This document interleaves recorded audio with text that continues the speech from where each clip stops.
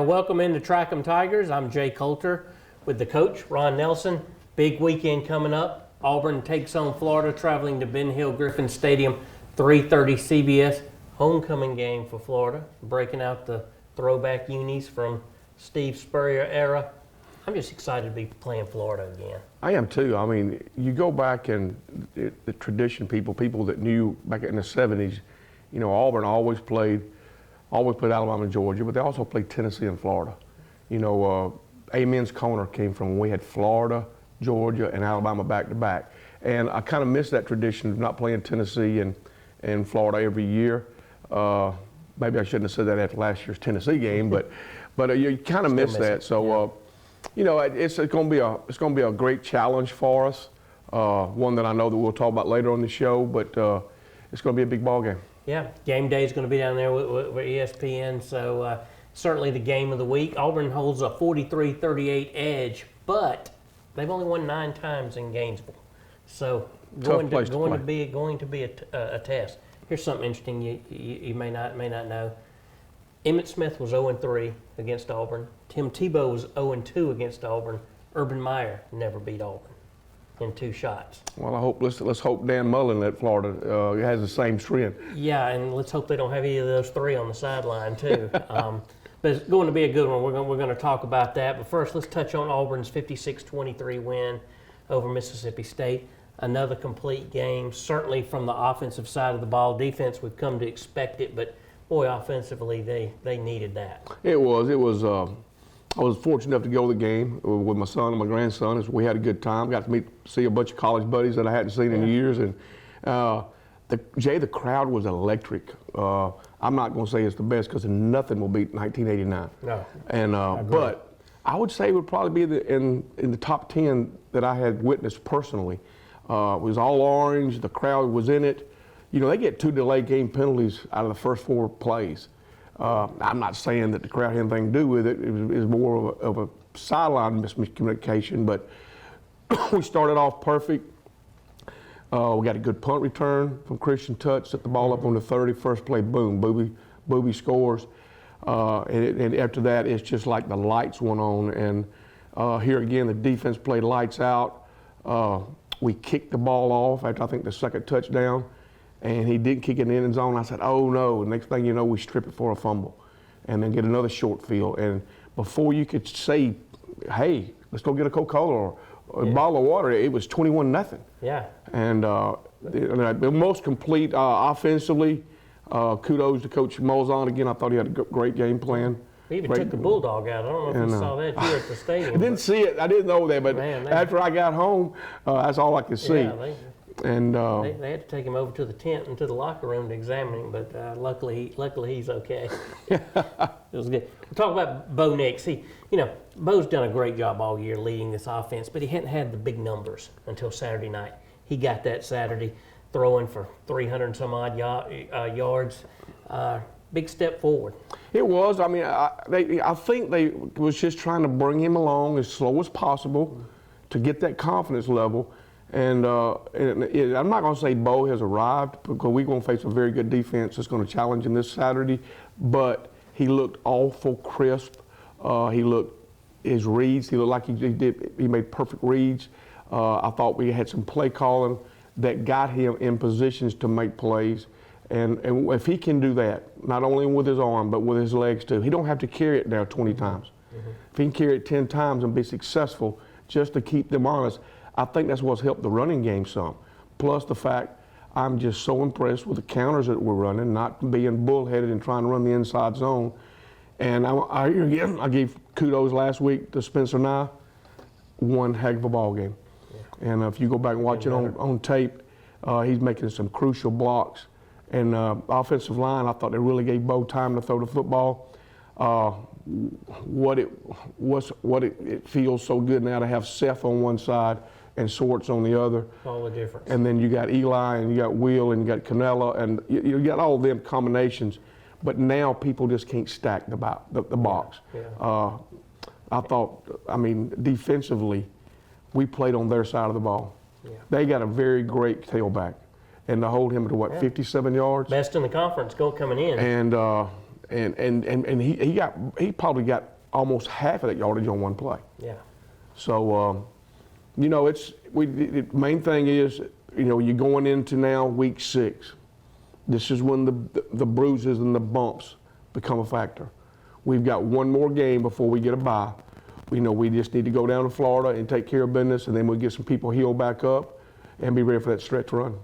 And you talk about this bye, and you said, we go into the bye to Florida, and then we go 3 off, and then the final 3. It really Correct. doesn't set up any better than that from a bye standpoint. Couldn't ask for anything better. Now, we could probably play some easier opponents, but Well, it is what it is.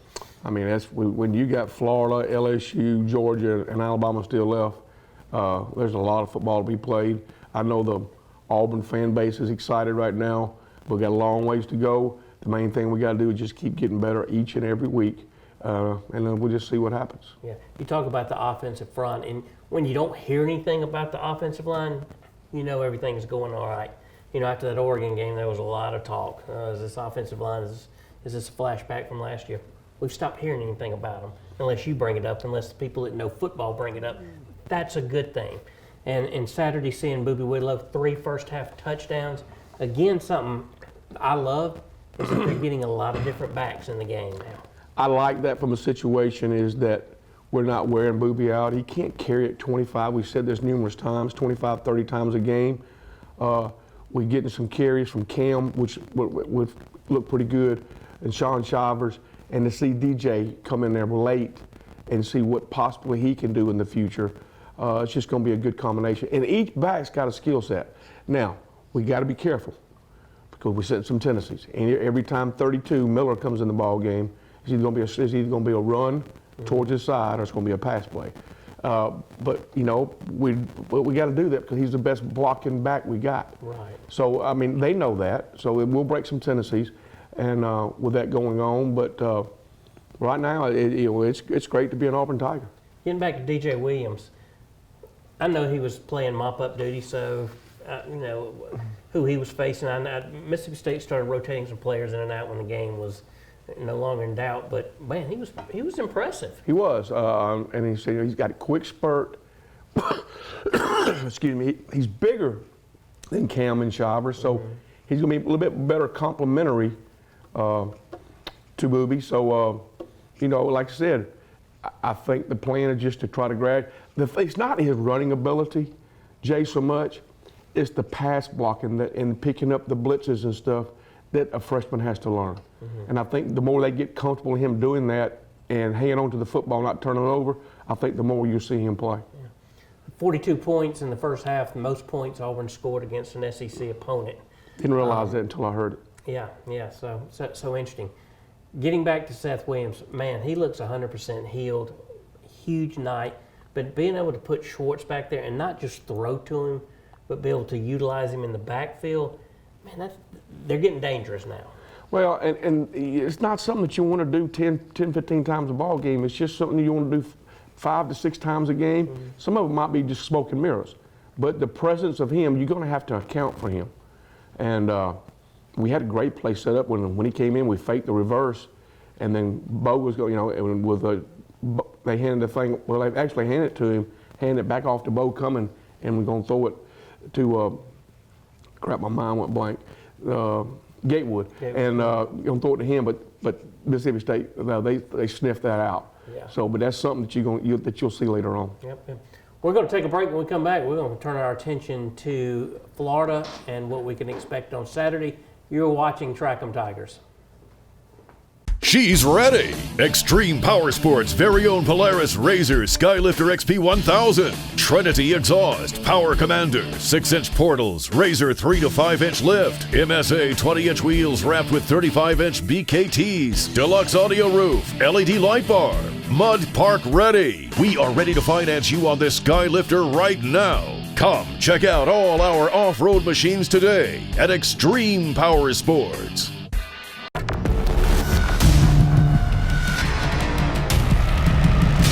RZR XP has earned its place as the world's best-selling performance side-by-side.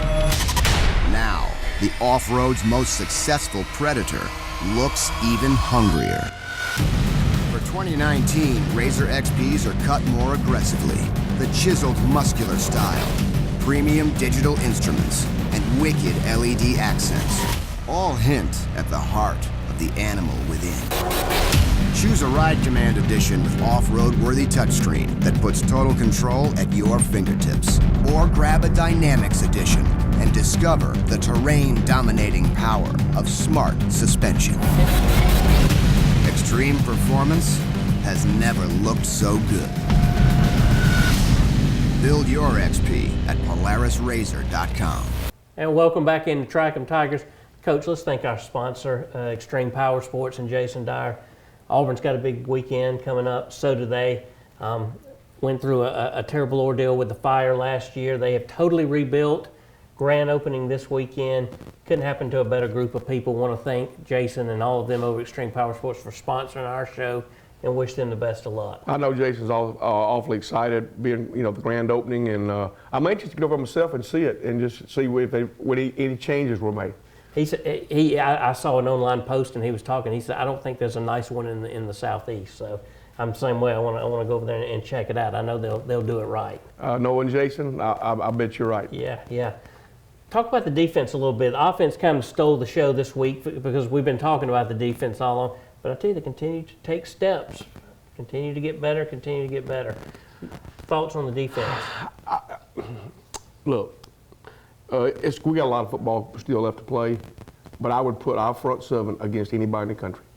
I read an article this week talking about Dan Mullen, and he was talking about, matter of fact, it wasn't Dan Mullen, it was the offensive coordinator, which is the offensive line coach, and he's been there for 15 years.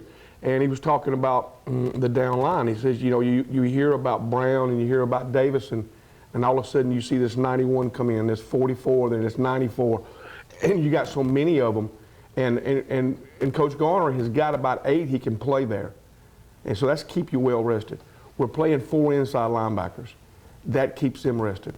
We're playing, multiple folks in the secondary. So it's to the point where if somebody does go down injury, we're okay because they're going to have game experience. And I'm still impressed with our linebackers. We're playing downhill, aggressive football, all 4 of them.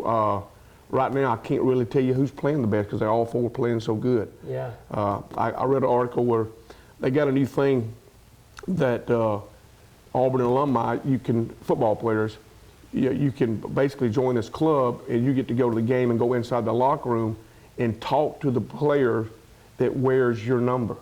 Wow. And they was talking to Rob Pate, and he wears 31, and he's talking to Chandler Wooten. And lo and behold, another 31. This goes way back. This is back when I was at Auburn. Freddie Smith, number 31. He's a linebacker. I remember Freddie Smith. I was a little boy, but I remember him. He could really play football. And me and Freddie came together at Auburn at the same time back in 1975, and we enrolled at the same time. And Freddie just kept getting. He was an undersized linebacker, but he didn't know that. Yeah. And but see that, them both those guys talking to Chandler Wooten and knowing like, hey, you're representing this number, and we want you to play hard for this number. That's I thought a that was neat story. I thought it was. Yeah. Kevin Steele's defense. He's got those guys just reacting now. They've got this philosophy down so pat that they're just reacting. I heard Kevin Steele, and he tells great stories, and he says, there are tons of flat squirrels all over the roads of America who couldn't make a decision. And I love that. And he says, I don't want us to be a bunch of flat squirrels. And man, what a show they put on so far. Coach Steele, he wore a hat for the first time. Did you see that? Yeah, I noticed and that. And I said, you don't even look right, Coach Steele, in the hat. Yeah. But doing a great job. Secondary's playing. They're not playing great, but they're playing, winnable football. And we got to continue to do that back there. I'd like for us to be careful with the blitz packages. I think we've shown them a little too soon where they can check off and so forth, and maybe not save the seam. One time I thought they really hurt us when they called the play, we showed the blitz, they rechecked the play, and they hit the back out of the backfield. And I saw it from the field level. I said, this is trouble, because there's nobody there to account for the running back. Luckily, the defensive backs came off, and he only got about a 10-yard gain. But we're going to be careful with that. Besides that, the biggest thing is if we can continue to get a pass rush with just 4 people, that's the key. And when you can drop 7. It's when you have to start doing the extra, then you go in man-on-man coverage and anything can happen. Yeah. But, right now, we like I said, just stay healthy and keep getting better every week. Because we're not playing the best we can play, but we're playing, like we said last week, we're kind of playing with a chip on our shoulder. And I know by being homecoming at Florida this week, that's going to be a bigger chip. A lot of players were asked about it during their press conference on Tuesday. None of them bid on it. Yeah, I saw that. They said basically, hey, well, what Gus say, I'll talk about it after the game. Talk about it after the game. Let me ask something, and this drives me crazy, and the Lord knows it's nice to see Auburn be in this position because they're certainly not in that position enough. But I noticed it during the Alabama game Saturday. I noticed it with Auburn. They're playing their starters later and later when the game is no longer in doubt. I noticed Auburn kept the bulk of their starters in through 3 quarters, and Alabama did the same thing. As a coach, what's your thoughts on that, and why do you continue to play your guys when it's like that? It's like one of those situations where if you don't play them, you want them to be in game shape for a 4 tough quarter game. So you want to get that. If you only play a half, you're missing that. With today's offenses, what lead is safe? Yeah. So I think you're going to see people playing until the 3rd, and then maybe start substituting in the 4th. I know a lot of people was hollering to get Gatewood in the game. I think the more they wanted to see Bo on that one more drive. Now, if he'd got hurt, you'd have been an idiot. But from the timing standpoint, and Alabama's the same way. They have not had to play 4 quarters of football. So the more they can play, because eventually you're going to have to. I know this Saturday we'll have to play 4 quarters of football. Oh yeah. And it's just a chance you take. Yeah. Anything else catch your eye before we move on to Florida? No, I thought special teams was very good. I thought that coming into the season, we thought special teams could be special. The last 2 ball games, they've looked that way. First 2, they didn't. I think the sideline organization looked very good to me from watching it in person. I just put in situations that, Auburn's not a kind of team that can just show up and win. We're going to have to fight and claw and do whatever we got to do. And we'll have to do it this weekend because this is by far going to be the biggest test. Let's turn the page to Florida now. Like you said, certainly the biggest test the offense has faced all year. I've heard comparisons this week that their offense is going to remind you a lot more of Oregon's than Texas A&M's. The way they blitz, the way they get after it. Kyle Trask comes in, replaces Felipe Franks. I tell you, I think that's an upgrade. Franks, he to me was too emotional to be a quarterback to lead a team.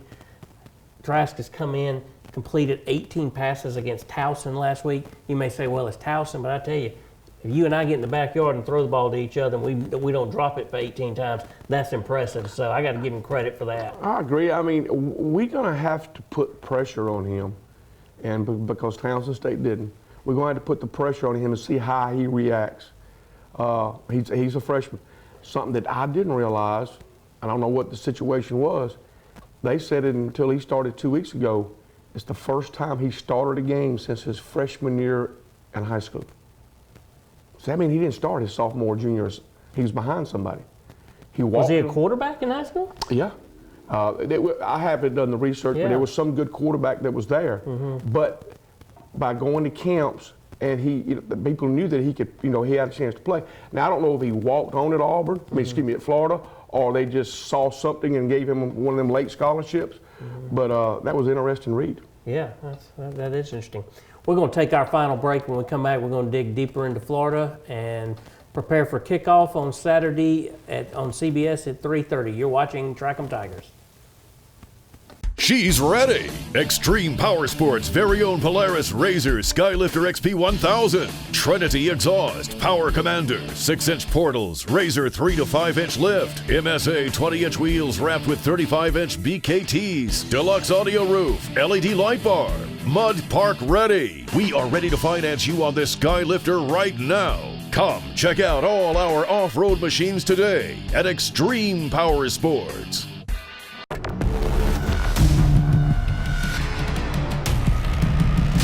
Razor XP has earned its place as the world's best-selling performance side-by-side. Now, the off-road's most successful Predator looks even hungrier. For 2019, Razor XPs are cut more aggressively. The chiseled muscular style, premium digital instruments, and wicked LED accents all hint at the heart of the animal within. Choose a Ride Command edition with off-road worthy touchscreen that puts total control at your fingertips. Or grab a Dynamics edition and discover the terrain-dominating power of smart suspension. Extreme performance has never looked so good. Build your XP at PolarisRazor.com. And welcome back in. Coach, let's stay on offense for a minute. Trask is completing 77% of his passes. They're averaging 34 points a game, 430 yards of offense. Surprisingly, though, they don't have a great running game. They like to throw the ball. So our DBs are going to get tested. Obviously, the line's going to have to continue to put pressure on it. But it's a different kind of challenge. Yeah, I said our defensive front's going to have a really good ball game. We're going to have to put the pressure on that quarterback without blitzing all the time, because he can hurt you when you basically have to go man to man on the blitz packages. When you're going into the series and you think about Florida, nobody really worries about the offense. And then when Felipe got hurt, you kind of think, well, Florida's might go in the tank. Well, like you said a while ago, this cat has kind of sparked them a little bit. Yeah. Now, it's been against a lesser competition. True. Now, what we got to do is see how he can stack up against, which I think is a pretty good front seven. And as far as running the ball, look, Dan Mullen is a master about creating different kind of runs to get yardage. That's what he's known for. So you have to be ready for anything. Defensively is where you hear about Florida. Mm-hmm. Their front four, supposedly, in some people's eyes, is just as good as Auburn. They don't have the depth in that Auburn does. But I know their outside linebacker, Lord, they got, 24 sacks on the year? Yep. So lead the nation. Had 10 against Miami.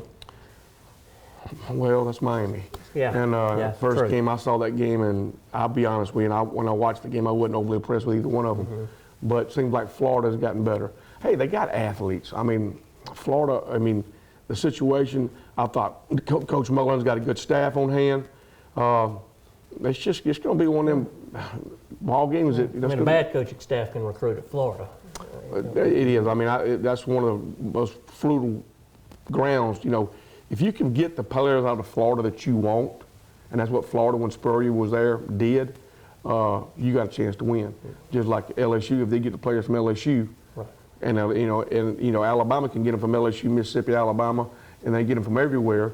Auburn primarily recruits Alabama, Georgia, and the panhandle right. of Florida. So I would read some of it. This is a big ball game for recruiting purposes. A lot of the kids that we're recruiting, Florida's also recruiting, so it's going to be a big test for that, also. Yeah. So I don't know. I have not really watched Florida that much. I do know they got an outside linebacker that's a portal graduate transfer that is really playing good. Saw him the other night on TV. So offensive line is going to get challenged. Yeah. And it's going to see how they stack up. Talking about depth, they have 6 receivers that have 10 or more catches. That's where the depth is. Yeah, six. That's impressive. But I'll tell you something else that Auburn hasn't seen all year, and they like to throw to the tight end. In fact, their tight end is second on the team in receptions, and I think leads the team in touchdowns. A guy by the name of Kyle Pitts. So they love to get that tight end out there. That's a Dan Mullen offense. Yeah. He's going to want to run the quarterback a little bit, throw the ball, get the ball to the tight end, get the ball out in space, and throw the deep ball and try to stretch you vertical. But now here's their problem. Their leading rusher has 197 yards on the year. Yeah, I think he's a young man from Mobile. Is he? I think he's in Ping Ryan. And, Yep. But yeah, I know though they got him. I haven't heard a guy named Tony. I hadn't heard him named lately. I don't know if he's heard or what, but he's also from Mobile. I know in the first game against Miami, he made a couple of long runs. He's got a lot of speed. Yeah. So what's your game plan? You're Kevin Steele. How do you plan for this Florida offense? Well, number one, you got to stop the run.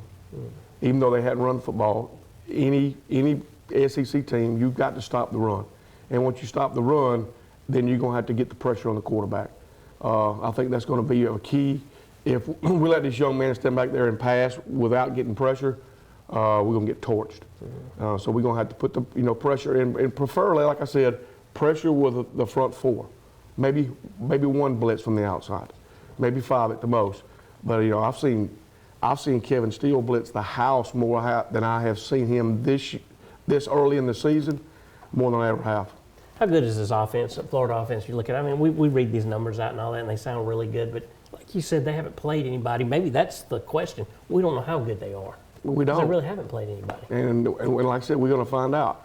I was real skeptical about the Mississippi State game. I went in there and I was telling my buddies when we was tailgating, I said, look, this game really scares me. And then after halftime, they said, what was you thinking? And I said, well, I didn't know it was going to turn out like this. But we had a couple of Mississippi State fans that were sitting in front of me. How they got those good seats, I don't know. But they were sitting in front. And something called StubHub, I think. And they were sitting there and they were just talking about, Lord, it was impressed with how Auburn was playing. And it says that we can't play with y'all. And we don't have the athletes to play with. And if you looked at it, we did look better than Mississippi State, not only physically, but speed-wise also. Yeah. On the offensive side of the ball, Malzahn's got a test. He's facing Todd Grantham, who we all know from Georgia, Tennessee, Mississippi State, one of the arguably great defensive minds in the SEC. By the way, Gus is 4-1 against Grantham. This will be their 6th meeting. But they're familiar with each other. They are, and Coach Grantham does a great job of scheming. And what this is going to come down to is which Coach Malzahn or defensive coordinator, which one, basically Grantham, one of them's going to get a play ahead of the other one, and it's going to make life miserable for the other one. It's who gets that upper hand. He's going to bring a lot of exotic blitzes. They're going to come from everywhere. He loves to come from the boundary side, the short side. If Auburn can pick that up and get the quick ball out, you can hurt them with that. It's just going to be one of those games where they both know each other, and which one's got a new wrinkle. Yeah. And that's what's come down to. But besides that, them guys up front on both sides of the line, they're going to determine who wins the football game. Yeah. There's been, we got a few minutes left. There's been a lot of talk this week about the SEC scheduling and all that. First time Auburn's played Florida since 2007. They played them basically every year up until 2002. I know when I was a kid, when I was in college, I mean, like you said earlier in the show, you played Tennessee, you played Florida, you played Georgia, you played Alabama. Now you don't play them. In fact, this is hard to believe. Gus Malzahn, I guess, is in his 10th year around the Auburn program. He's never faced Florida. Andy Staples did a great story today on just the SEC, the scheduling, and how something's got to be done. Georgia and Texas A&M have never played. They'll play later this year. What are your thoughts on this? I mean, I just think it's crazy that we're going so long before we play these other foes. Maybe we do away with the divisions, go into pods, whatever they want to do. But they've got to find a way for each other to start playing more. I miss that Florida rivalry. I miss the Tennessee rivalry. Well, let me tell you personally, I think Coach Saban has got the right idea. Absolutely. I think you go to 9 conference games and try to make it in your schedule where when a young man comes in, you're going to play every conference school. It might not be at home or away, but at least you're going to play South Carolina at least once in your career. So by going with nine conference games, you can still keep your one traditional, and then you're going to rotate the 2. So you play Tennessee and you play Missouri this year. Next year you're going to play Florida and South Carolina. And then the next year, within that 4-year period, you're going to get the experience, maybe not to play in their stadium, but at least play them. And I think that, you know, the downside to that is that the SEC is so good anyway. You add an extra conference game, it's going to probably hurt you from having a chance to get 2 in the playoffs. Well, you know, and Staples pointed out in an article, and he talked to a lot of people, a lot of insiders off the record, and he said it's not the Alabamas, the Auburns, the LSUs that are so opposed to playing 9. Believe it or not, it's the second tier and bottom teams because they want to get to 6 wins to get a bowl. Yeah, And adding another conference game in their mind eliminates, you know, I mean, that chance you rob Peter to play Paul. Right. You know, and so you're gonna make it tougher. I remember when they brought the SEC championship into it. Everybody said that the SEC would never have a national championship because they're gonna have to play each Remember other. that. And that didn't come out. Yeah. Now, what I'd like to see it do is if you'll play 9 conference game, let's go to an 8-team playoff. Now you go with 8 teams. Now by playing an extra game, you still got a chance to finish in that top 8. Yeah. Or invite your 5 conference winners from the Power 5 and then have 3 at large. That's what you should do. Make it easy. That's what you should do. You have Yeah. your 5 conference. I don't care if they're not even in the conference. If they won that conference, They're in. they're in. That's 5. Right. And then get your best next 3 at large. Yeah. And you do that, and you play the 9 game. Everybody gets to play everybody within your career. I think that would be neat. Yeah. So simple. Let's hope it's that simple Saturday. Thank you, Coach. It won't be. Thank you. Thank you for joining us. Again, Auburn traveling to Ben Hill Griffin Stadium Saturday afternoon, 3:30 in the Swamp to take on 10th ranked Florida. Everybody have a good weekend, and War Eagle. War Eagle.